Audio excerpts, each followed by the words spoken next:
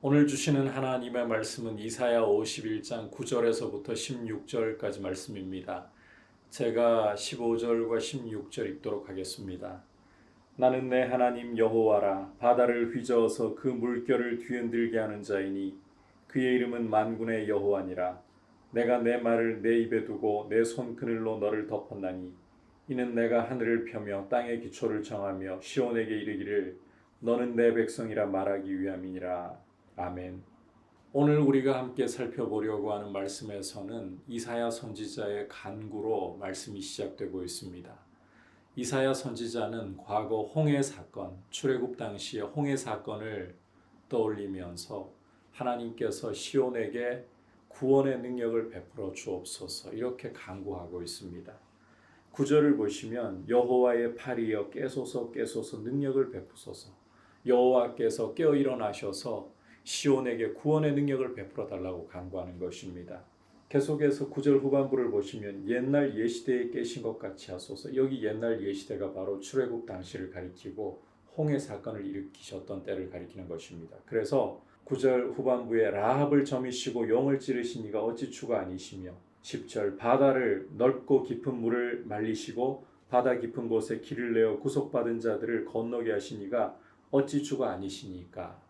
여기 라합 또는 용이라고 쓰인 표현을 9절 후반부에서 발견할 수가 있는데 이것은 다른 표현이 아닙니다. 고대 근동인들은 검푸른 물 밑에, 바다와 같은 물 밑에 라합 또는 리워야단이라고 불리는 용이 살고 있다. 이 용이 파도를 일으켜서 자기를 노하게 한 자를 물에 빠뜨려 죽인다. 그래서 검푸른 물이라고 한다면 고대 근동인들에게는 이 용과 결부되어서 혼돈의 세력을 상징하는 이미지였습니다. 그런데 하나님께서 출애굽을 통해서 홍해를 갈라버리심으로 물이 벽이 되어 서 있게 하시고 이스라엘을 마른 땅으로 건너게 하심으로써 이 물을 정복해 버리셨잖아요. 물이라는 것이 라합, 용과 연결되어서 혼돈의 세력을 상징한다고 했는데 하나님이 이 혼돈의 세력을 상징하는 물을 정복해 버리셨잖아요. 그래서 이것을 바꿔 말한다면 하나님이 라합을, 용을 그 칼로서 찔러 죽이시는 이미지로서, 그런 사건으로서 홍해 사건이 사람들에게 설명될 수가 있다는 것입니다. 바로 그와 같은 표현을 지금 이사야 선지자가 사용하고 있는 거예요. 이런 큰 능력을 가지고 계시는 하나님, 이 하나님께서 깨셔서 당신의 백성에게, 시온에게 구원의 능력을 베풀어 주십시오. 이렇게 간구하면서 이사야 선지자는 11절을 보시면 여호와께 구속받은 자들이 돌아와 노래하며 시온으로 돌아오니 영원한 기쁨이 그들의 머리 위에 있고 즐거움과 기쁨을 얻으리니 슬픔과 탄식이 달아나리이다. 이렇게 하나님께서 자신의 간구를 들으시고 구속의 역사를, 구원의 역사를 이루어 주실 것을 소망하며 바라고 있습니다. 자, 이제 12절부터는 이와 같은 이사야의 간구를 들으시면서 하나님께서 말씀하시는 내용입니다. 이르시되, 여기 이르시되라는 것이 여호와께서 이르시되라고 보시면 됩니다. 너희를 위로하는 자는 나 곧 나이니라. 여호와께서 당신의 백성을 위로하는 분이시라는 거죠. 그런데 너는 어떠한 자에게 죽을 사람을 두려워하고 풀같이 될 사람의 아들을 두려워하느냐. 하늘을 펴고 땅의 기초를 정하고 너를 지은 자 여호와를 어찌하여 잊어버렸느냐. 너를 멸하려고 준비하는 저 학대자의 분노를 어찌하여 항상 종일 두려워하느냐. 학대자의 분노가 어디 있느냐. 자, 이 말씀 속에서 하나님을 기억하고 하나님을 바라보고 있을 때 두려움이 하나님의 백성을 결코 잠식할 수 없다는 것을 잘 알 수가 있습니다. 하나님을 13절 중반부에서 보듯이 하나님을 잊어버림으로 말미암아, 하나님이 어떠한 분인지를 잊어버림으로 말미암아 두려움이 파고들 여지가 생기는 것이죠. 문이 열린 것이죠. 기억하십시오. 하나님을 기억할 때 하나님이 어떠한 분이신가, 하나님이 얼마나 크고 능하시고 두려우신 분이신가를 기억할 때 사람을 두려워하거나 이 환경으로 인한 두려움이 발을 들일 수 없다. 두려움이 파고들게 내버려 두지 말라. 그러려면 하나님을 기억하라. 자, 이렇게 하나님께서 말씀하시면서 계속해서 14절을 보시면 결박된 포로가 속히 놓일 것이니 죽지도 아니할 것이요 구덩이로 내려가지도 아니할 것이며 그의 양식이 부족하지도 아니하리라. 하나님께서 이 일을 행하시겠다는 거예요. 시온의 포로를 속히 돌리시겠다는 거예요. 간구 소리대로 응답하셔서 시온의 포로를 속히 돌리시겠다. 두려워하지 말라.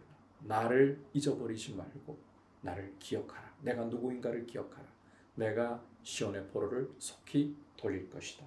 자, 계속해서 15절과 16절에서는 하나님께서 다시 한번 당신이 누구이신가를 강조해서 말씀하시죠. 나는 너의 하나님 여호와라. 바다를 휘저어서 그 물결을 뒤흔들게 하는 자이니. 혼돈의 세력이라고 사람들이 믿고 있는 이 바다를 휘저어 그 물결을 뒤흔드는, 바다를 정복하는 출애굽 사건을 떠올리잖아요. 그 큰 구원의 역사를 떠올리게 하는 말씀이잖아요. 그 여호와가 너의 하나님이다.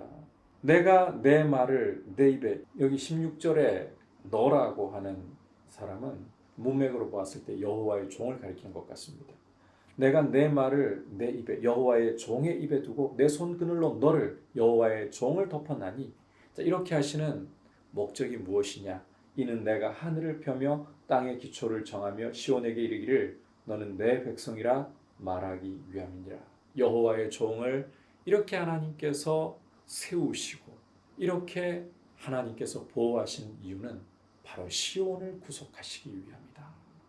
우리 주 예수 그리스도를 이 땅에 주셔서 예수 그리스도를 세우신 이유는 바로 당신의 백성을 죄에서 구원하여 당신의 존귀한 자녀로, 당신의 존귀한 백성으로 삼으시기 위함이시다. 오늘 말씀을 통해서 하나님이 어떠한 분이신가를 기억하는 것이 얼마나 중요한가요? 그럴 때 이사야처럼 하나님께 간구가 터져 나오는 거예요. 하나님이 어떤 분이신가를 붙들고 간구할 때 우리의 기도는 더 간절해지고 더욱더 하나님을 신뢰하는 방향으로 나아갈 수 있습니다. 그리고 하나님이 어떠한 분인가를 기억할 때 두려움이 물러가게 됩니다. 하나님이 어떠한 분이신가를 기억하면서 하나님은 어떤 큰 세력보다도 더 크신 분이시고 당신의 백성을 구속하시는, 당신의 백성을 위하시는 분이시다. 이 사실을 기억하시면서 하나님을 신뢰하고 하나님을 의지하고 하나님께 온전히 붙어 있으려고 하는 귀한 믿음의 사람들 될 수 있기를 주님의 이름으로 축복합니다. 기도하겠습니다. 하나님 아버지, 오늘 말씀을 통해서 하나님이 어떠한 분이신가를 기억하고 하나님 앞에 담대히 간절히 기도하며 또 두려움이 우리 마음에 하나님으로 인하여 자리를 잡지 못하고 물러가며 하나님만 의지하는 모습 될 수 있도록 도와주시고 하나님 알기를 더욱 사모하게 하여 주옵소서. 독생자를 아끼지 않고 주신 하나님을 더욱 의지하게 하여 주옵소서. 예수님의 이름으로 기도드립니다. 아멘.